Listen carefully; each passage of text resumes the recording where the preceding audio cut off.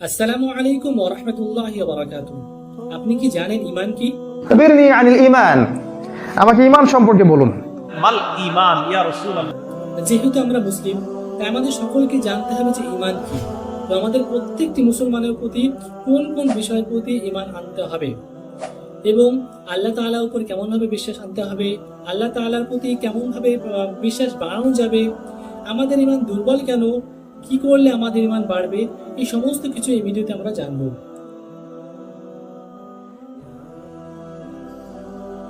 তো সর্বপ্রথমে আমরা জানবো যে ঈমান কি।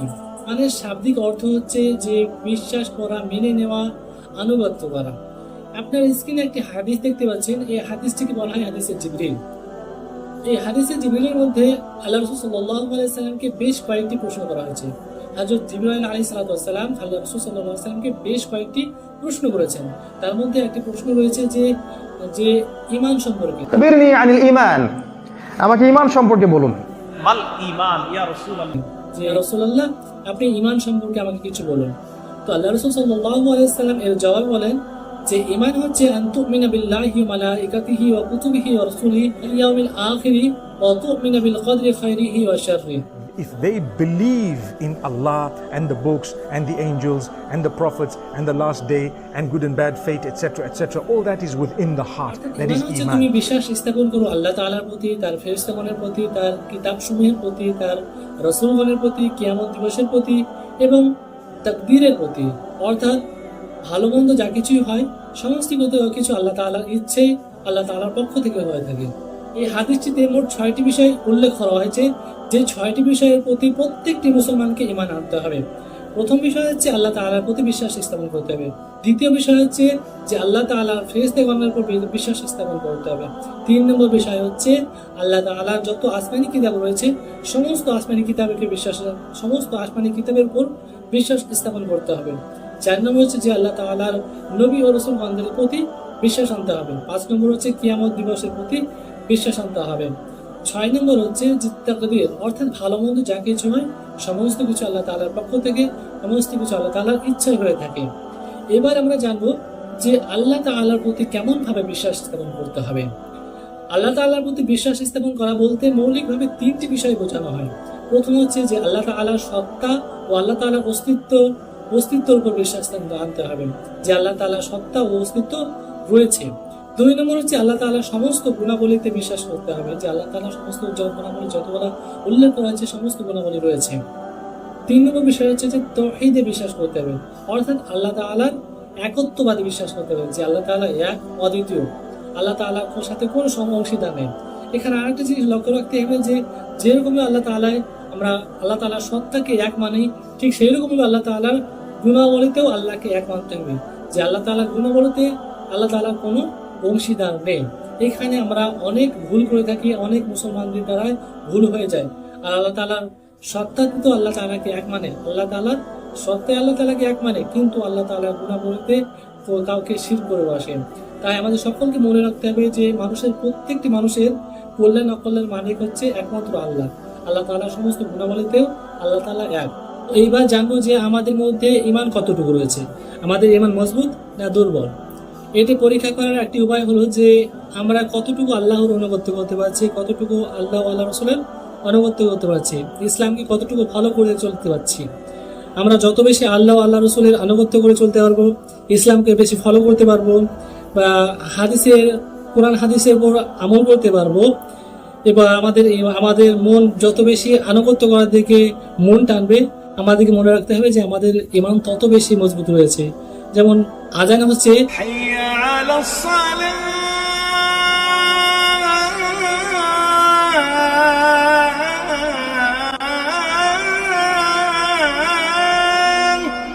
আর আযান হওয়ার সঙ্গে সঙ্গে আমাদের মন নামাজ পড়ার জন্য ছটফট করছে, তো এই সময় মনে রাখতে হবে যে আমাদের ঈমান মজবুত রয়েছে।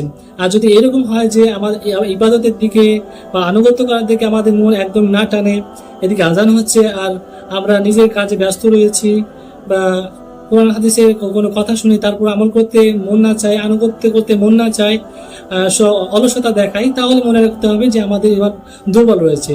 আর আমাদেরকে অবশ্যই প্রশ্ন করতে হবে যে আমরা পরকালের জন্য কতটুকু কি জমা করছি। আর জিন্দেগি আমাদেরকে ধোঁকায় ফেলে রাখেনি তো। এবার আমরা জানবো যে আমাদের ইমান কমজোর হয়ে যাওয়ার কারণ কি, কি কারণে আমাদের ইমান কমজোর হয়ে যাচ্ছে। এর বেশ কয়েকটি কারণ রয়েছে। তার মধ্যে একটি কারণ হচ্ছে আমাদের পরিবেশ, আমরা কোন মানুষের সংস্পর্শে থাকছি।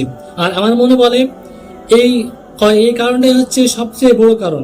আমরা কোন মানুষের সংস্পর্শে থাকছি, এই কারণটা হচ্ছে সবচেয়ে বড় কারণ আমাদের ইমান দুর্বল হয়ে যাওয়ার সবচেয়ে বড় কারণ। বর্তমান সময়ে আমাদের অনেক মুসলমানদের সময় কাটছে বলিউড, হলিউড, ক্রিকেটার, ফুটবলার বা অন্যান্য সেলিব্রিটিদেরকে ফলো করতে গিয়ে। তাদের পেছনে দিনে 24 ঘন্টার মধ্যে 6 থেকে 7 ঘন্টা তাদের রিলস, তাদের পোস্ট, তারা কখন কি করছে, কোথায় যাচ্ছে, এই সমস্ত খবর, এই সমস্ত নিউজ দেখতে দেখতে, তাদের পোস্ট দেখতে দেখতে আমাদের সময় কেটে যাচ্ছে। তো এই সমস্ত মানুষ যারা নেকি কি জিনিস জানে না, যারা গুনাহের ধার ধারে না, যাদের জাহান্নামী হওয়ার মধ্যে কোনো অবকাশ নেই, এই সমস্ত মানুষকে যদি কেউ ফলো করে, দিনের মধ্যে যদি 24 ঘন্টার মধ্যে যদি 6 থেকে 7 ঘন্টা কেউ যদি ফলো করে, কমসে কম যদি 5 ঘন্টা ফলো করে, তো মাসে হচ্ছে 150 ঘন্টা, বছরে হিসাব করলে অনেক বেশি হয়ে যাবে। তো এই এক মাসে যদি 150 ঘন্টা কেউ এই গুনাহগার ব্যক্তিদেরকে, যারা জাহান্নামী ব্যক্তিদেরকে ফলো করলে তাদের ইমান বাড়বে না কমবে? তো অবশ্যই। তো সবচেয়ে বড় কারণ হচ্ছে যে আমরা সংস্পর্শ, আমরা কাদের সংস্পর্শে আছি, যেহেতু আমরা গুনাহগারদের সংস্পর্শ থাকছি, তাই সেই কারণে আমাদের ইমান কমজোর হয়ে যাচ্ছে। 2 নম্বর কারণ হচ্ছে যে অতিরিক্ত গুনাহ করা। প্রথম কারণ বললাম যে সংস্পর্শ, 2 নম্বর কারণ হচ্ছে অতিরিক্ত গুনাহ করা। যেহেতু আমাদের 24 ঘন্টার মধ্যে একটা অনেক বড় একটা সময় সেই সমস্ত গুনাহগার মানুষদের কাছে, তাদের পেছনে কাটছে, তাই তারাও গুনাহ কাজ করছে, আর তাদের দেখা থেকে আমরাও গুনাহ কাজ করছি। আর এই গুনাহ করতে করতে আমরা এমন এক পর্যায়ে পৌঁছে যাই যে গুনাহকে গুনাহ মনে করে থাকে না। যেমন এখন হাজার রকম ডে পালন করা হচ্ছে, বার্থডে, কি সব ডে, অনেক রকমের ডে পালন করা হচ্ছে। আর এই ডে যে পালন করা, তো এগুলো যে আমাদের ওলামারা পুরো বছর ওয়াজ করেছে, হাজার হাজার ওলামারা এত বায়ান করার পরও তো তার মানে মানুষকে শুধরাতে পারছে না। তার কারণ হচ্ছে আমাদের সংস্পর্শ খারাপ। আর আমরা এই গুনাহ, সেই সংস্পর্শ খারাপ হওয়ার কারণে আমরা অতিরিক্ত গুনাহ করে ফেলছি। আর অতিরিক্ত গুনাহ করতে করতে আমরা এমন এক পর্যায়ে পৌঁছে যাচ্ছি যে আমরা গুনাহকে গুনাহ মনে করছি না। এই দুটো হচ্ছে মূল কারণ। আর এরপরে যত কারণই বলুন না কারণ, এই দুটো কারণের মধ্যেই চলে আসবে। এর সলিউশনকে, আমাদের ইমান বাড়বে কি করে, কি করলে আমাদের ইমান মজবুত হবে, বাড়বে, তো এরও অনেকগুলো পদ্ধতি রয়েছে। ইমান বাড়ানোর অনেকগুলো পদ্ধতি রয়েছে। তার মধ্যে প্রথম পদ্ধতি তো ওইটাই যেই কারণে আমাদের ইমান কমজোর হয়ে যায়, দুর্বল হয়ে যায়, তার বিপরীত করতে হবে। অর্থাৎ আমাদের সংস্পর্শ পাল্টাতে হবে, আমাদেরকে এমন মানুষের সাথে সম্পর্ক করতে হবে যাদেরকে দেখলে আমরা ইবাদতের জন্য মোটিভেট হতে পারে, যাদেরকে দেখলে আমাদের ইবাদত করার কথা মনে পড়ে যায়, ইবাদত করতে মন টানে। যেমন বর্তমান সময়ে কোনো বুজুর্গ বা কোনো হাক্কানি আলেম, দিনদার আলেম, ইমাম সাহেব, মুয়াজ্জিন সাহেব, এই সমস্ত মানুষদের যদি আমরা সংস্পর্শে থাকি, তাহলে অবশ্যই আমাদের ইনশাআল্লাহ ইমান বাড়তে লাগবে আর গুনাহ ছেড়ে দিতে হবে। আপনারা একটা জিনিস লক্ষ্য করবেন যে রমজান মাসে যেহেতু আমাদের অনেক নওজওয়ানরা, অনেক যুবকরা যেহেতু ইমাম সাহেবদের বেশি সংস্পর্শে থাকে বা ভালো কাজের সংস্পর্শে থাকে, ভালো মানুষদের সংস্পর্শে থাকে, তাই তাদের রমজান মাসে তাদের গুনাহ কমে থাকে। আর ইমান বাড়ানোর 2 নম্বর পদ্ধতি, সবচেয়ে কার্যকরী পদ্ধতি বলতে পারেন, যে যারা এখন পর্যন্ত বিয়ে করেননি তারা এমন পার্টনার বেছে নিন যে পার্টনার আপনাকে ইবাদত দেখে উৎসাহিত করবেন, যাকে দেখে আপনি ইবাদতের জন্য মোটিভেট হবেন। যদি ছেলেরা হয়ে থাকেন তাহলে এমন দিনদার মেয়েকে বিয়ে করুন যে দিনদার মেয়ে আপনাকে আল্লাহর কথা মনে করে দেবে। আর যদি মেয়ে হয়ে থাকেন তাহলে এমন ছেলেকে বিয়ে করুন, পরেশগার ছেলেকে বিয়ে করুন, যে ছেলে আপনাকে আল্লাহর কথা মনে করে দেবে, আপনাকে জান্নাতের পথে নিয়ে যাবে, এমন ছেলেকে বিয়ে করুন। আর চেহারার মায়া তো সাময়িকের জন্য হয়ে থাকে, তাই দিনদারিতা দেখে বিয়ে করুন, আল্লাহ রাসূল সাল্লাল্লাহু আলাইহি ওয়াসাল্লামের কথা শুনে চলুন, ইনশাআল্লাহ আপনার জিন্দেগিতে আপনার ইহকালও ভালো থাকবে, পরকালও ভালো হয়ে যাবে। 3 নম্বর পদ্ধতি হচ্ছে যে বেশি বেশি করে কোরআন তেলাওয়াত করুন। চাই আপনি মানে বুঝুন আর না বুঝুন, বেশি বেশি করে কোরআন তেলাওয়াত করুন। যত বেশি কোরআন তেলাওয়াত করবেন ইনশাআল্লাহ তত বেশি আপনার ঈমান বাড়তে থাকবে। 4 নম্বর পদ্ধতি, আপনি এটা করতে পারেন যে নবী করিম সাল্লাল্লাহু আলাইহি সাল্লামের জীবনী, সাহাবাদের বা আল্লাহওয়ালাদের জীবনী পড়ুন। ইমানের খাতিরে তারা কত কষ্ট সহ্য করেছে সেসব জীবনী পড়ুন, তাহলে আপনার ইমান বাড়বে।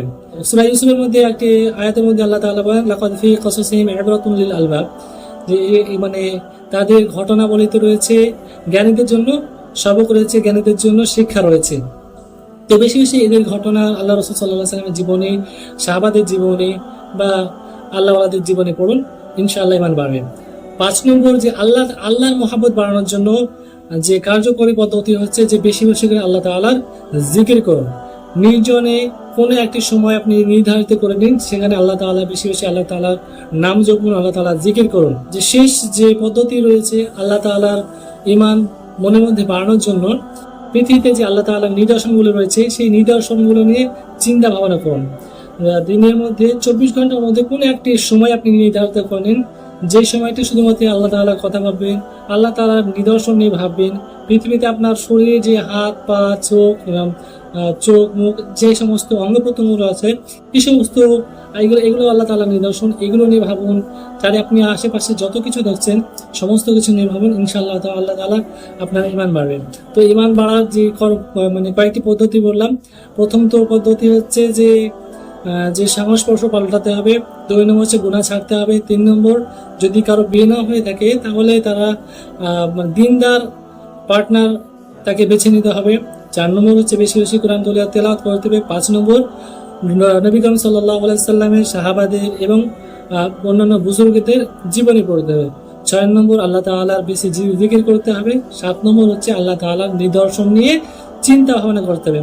তো এই সমস্ত জিনিসগুলো যদি আমরা একটু ফলো করি তো ইনশাআল্লাহ আমাদের ঈমান হবে। আল্লাহ তাআলা আমাদের সকলকে শোনা থেকে বেশি বেশি করে আমল করার তৌফিক দান করুন। আল্লাহ তাআলা আপনাদেরকেও আমল করার তৌফিক দান করুন এবং আমাকেও আমল করার তৌফিক দান করুন।